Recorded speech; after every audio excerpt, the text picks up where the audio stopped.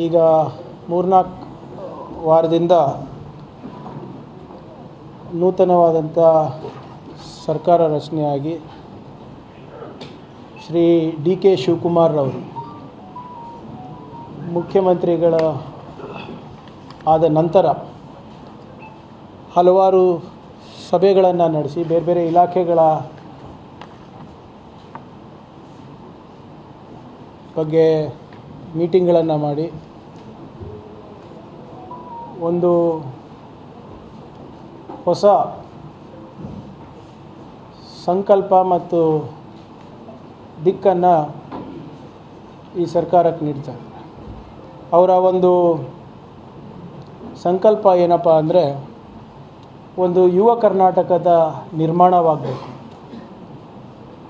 ಅವರ ಒಂದು ಗುರಿ ಏನಂದರೆ ನಮ್ಮ ಮುಂದಿನ ಕರ್ನಾಟಕದ ಭವಿಷ್ಯ ಯುವಕರ ಕೈನಲ್ಲಿದೆ. ಸೊ ಒಂದು ಯುವ ಯುಗ ಪ್ರಾರಂಭ ಮಾಡಬೇಕು ಅಂತ. ಅದಕ್ಕೋಸ್ಕರ ಅವರು ಹೊಸ ನೀತಿಗಳನ್ನು ಇರ್ಬೋದು, ಹೊಸ ಉದ್ಯೋಗ ಅವಕಾಶಗಳಿರ್ಬೋದು, ಸರ್ಕಾರಿ ಹುದ್ದೆಗಳನ್ನು ಭರ್ತಿ ಮಾಡೋದಿರ್ಬೋದು ಮತ್ತು ಹೊಸ ಯೋಜನೆಗಳನ್ನು ಅವರು ಆಲೋಚನೆ ಮಾಡ್ತಾಯಿದ್ದಾರೆ. ವಿಶೇಷವಾಗಿ ಕಿತ್ತೂರು ಕರ್ನಾಟಕ ಮತ್ತು ಕಲ್ಯಾಣ ಕರ್ನಾಟಕದ ಬಗ್ಗೆ ಅವರು ಒಂದು ನೀಲಿ ನಕ್ಷೆ ತಯಾರು ಮಾಡಬೇಕು ಆರ್ಥಿಕ ಪ್ರಗತಿಗೆ ಅಂತ ಈಗಾಗಲೇ ಸೂಚನೆಯನ್ನು ಕೊಟ್ಟಿದ್ದಾರೆ. ಅದು ಕೂಡ ಮುಂಬರುವ ದಿನಗಳಲ್ಲಿ ತಮ್ಮ ಮುಂದೆ ಸರ್ಕಾರ ವತಿಯಿಂದ ಪ್ರಸ್ತಾಪ ಆಗುತ್ತೆ. ಮತ್ತು ತಮಗೆಲ್ಲರಿಗೂ ಗೊತ್ತಿರೋ ಹಾಗೆ ಮುಂಬರುವ ತಿಂಗಳು ನಮ್ಮ ರಾಜ್ಯದ ಜನರಿಗೆ ಮತ್ತು ರೈತರಿಗೆ ಭಾಳ ಕಷ್ಟದ ದಿನಗಳು ಎದುರಿಸಬೇಕಾಗ್ತದೆ. ಇದು ಬರೀ ಕರ್ನಾಟಕ ರಾಜ್ಯಕ್ಕೆ ಸೀಮಿತ ಅಲ್ಲ, ಇಡೀ ದೇಶಕ್ಕೆ ಮತ್ತು Asia, south America, parts of Europe ಮತ್ತು ಆಸ್ಟ್ರೇಲಿಯಾಗೂ ಕೂಡ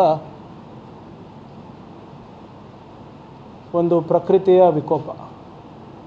ಏನು ಮುಂಚೆ ಬರೀ ಎಲ್ ನೀನೋ ಎಫೆಕ್ಟ್ ಅಂತ ನಾವು ಕೇಳ್ತಾ ಇದ್ವಿ, ಈ ಬಾರಿ ಸೂಪರ್ ಎಲ್ ನೀನೋ ಎಫೆಕ್ಟ್ ಅಂತ ಆಗುತ್ತೆ.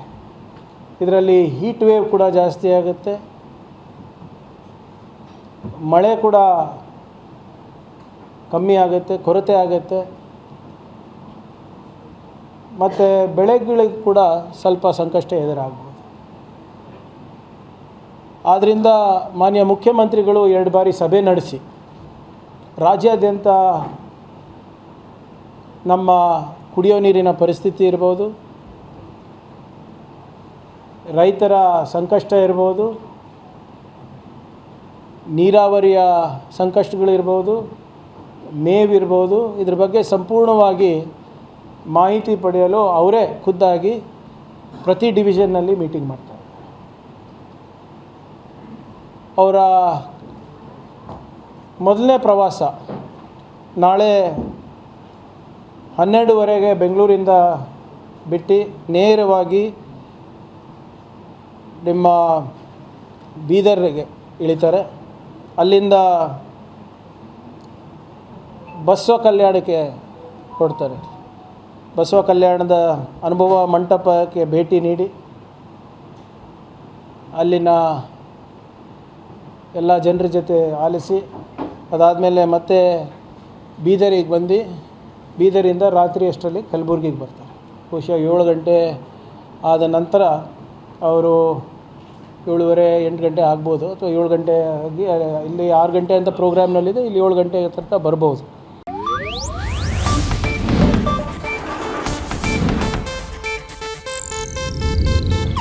ಇದು ಏಷ್ಯಾನೆಟ್ ನ್ಯೂಸ್ ನೆಟ್ವರ್ಕ್ ಪ್ರಸ್ತುತಿ.